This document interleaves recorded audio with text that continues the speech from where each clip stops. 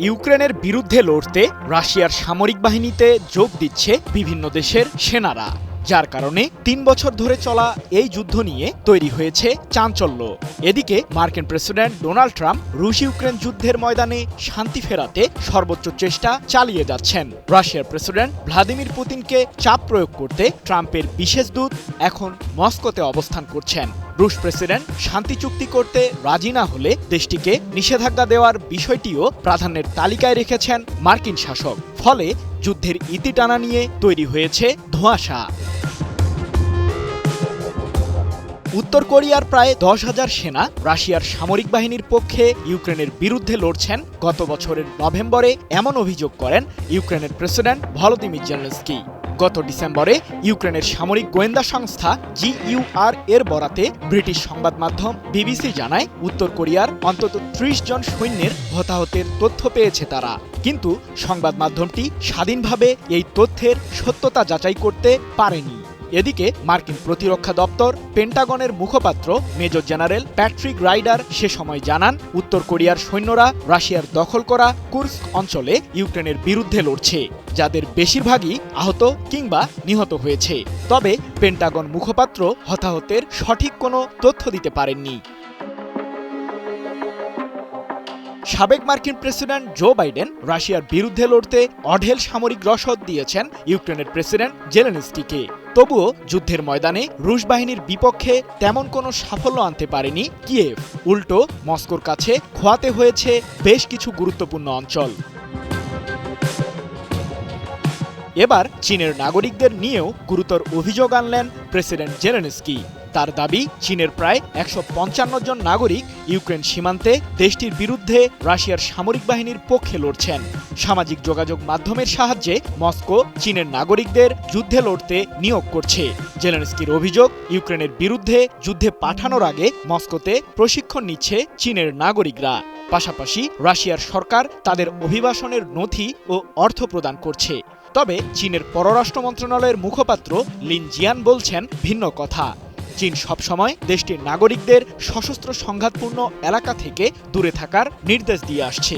বিশেষ করে যে কোনো দেশের হয়ে সামরিক সংঘাত এড়ানোরও পরামর্শ দেয় চীন, এমন দাবি বেইজিং মুখপাত্র লিন জিয়ানের। তবে ব্যক্তিগত জায়গা থেকে কোনো চীনা নাগরিক রাশিয়ার পক্ষে যুদ্ধ করলে তার দায়ভার বেইজিং নিবে না বলেও জানান লিন জিয়াং। ১০ এপ্রিল এক প্রতিবেদনে বিষয়টি নিশ্চিত করেছে ব্রিটিশ সংবাদ মাধ্যম BBC। ইউক্রেনের পূর্বাঞ্চলীয় প্রদেশ দোনেস্কে ৬ জন চীনা সৈন্য কিয়েভের বিরুদ্ধে লড়ছে, যাদের মধ্যে ২ জনকে আটক করেছে ইউক্রেনের সামরিক বাহিনী। গত সপ্তাহে এমন অভিযোগ করেন প্রেসিডেন্ট ভলোদিমির জেলেনস্কি। তবে এ বিষয়ে কোনো মন্তব্য করেনি ক্রেমলিন। টানা সপ্তমবারের মতো বেস্ট টিস্যু পেপার ব্র্যান্ড হিসেবে স্বীকৃতি পেয়েছে বসুন্ধরা টিস্যু। চলতি বছরের ৯ জানুয়ারি জার্মানির রানস্টেইন বিমান ঘাঁটি পরিদর্শনে যান ইউক্রেনের প্রেসিডেন্ট জেলেনস্কি। সে সময় তিনি জানান, ইউক্রেনের বিরুদ্ধে রুশ বাহিনীর সাথে যুদ্ধরত উত্তর কোরিয়ার প্রায় ৪,০০০ সৈন্য হতাহত হয়েছে। তবে এ বিষয়েও তেমন কোনো উল্লেখযোগ্য নথি দেখাতে পারেননি জেলেনস্কি। এদিকে চলতি বছরের মার্চে রুশ ইউক্রেন যুদ্ধের ইতি টানতে সৌদি আরবের রাজধানী রিয়াদে বৈঠকে বসে মার্কিন প্রশাসন ও মস্কোর প্রতিনিধিরা। তবে কিয়েভের পক্ষে কোনো প্রতিনিধি ওই বৈঠকে অংশ না নেওয়ায় প্রশ্নের মুখে পড়েন যুক্তরাষ্ট্রের প্রেসিডেন্ট ডোনাল্ড ট্রাম্প। যদিও রিয়াদে অনুষ্ঠিত ওই বৈঠকে যুদ্ধ বন্ধ প্রসঙ্গে তেমন কোনো আশানুরূপ বার্তা বয়ে আনতে পারেনি হোয়াইট হাউস। তবে যুদ্ধের ময়দানে শান্তি ফেরানো প্রসঙ্গে হাল ছাড়েননি মার্কিন প্রেসিডেন্ট ট্রাম্প। এবার হোয়াইট হাউসের বিশেষ দূত স্টিভ উইটকফ গেছেন রাশিয়া সফরে।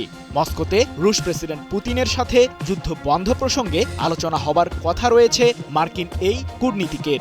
এর আগেও ২ দফায় পুতিনের সাথে বৈঠক করেন উইটকফ, কিন্তু শান্তি চুক্তি প্রসঙ্গে তেমন কোনো সিদ্ধান্তে পৌঁছাতে পারেনি মস্কো কিংবা হোয়াইট হাউস। চলতি মাসের মধ্যে যদি রাশিয়া আলোচনার মাধ্যমে ইউক্রেনের বিরুদ্ধে যুদ্ধবিরতিতে না যায়, তবে নির্বাহী কিংবা মার্কিন কংগ্রেসে আইন পাশের মাধ্যমে রাশিয়াকে আবারও নিষেধাজ্ঞা দিতে পারেন ট্রাম্প। গত সপ্তাহে বেলজিয়ামের রাজধানী ব্রাসেলসে ন্যাটোর শীর্ষ সম্মেলনে মার্কিন পররাষ্ট্রমন্ত্রী মার্কো রুবিও বলেন, আমরা শীঘ্রই জানতে পারব রাশিয়ার শান্তি চুক্তির ব্যাপারে সিরিয়াস কিনা। আমি আশা করি তারা সিরিয়াস। 11 এপ্রিল এক প্রতিবেদনে বিষয়টি নিশ্চিত করেছে মার্কিন সংবাদ মাধ্যম এক্সিওস। সৃজন মাহমুদ, নিউজ 24।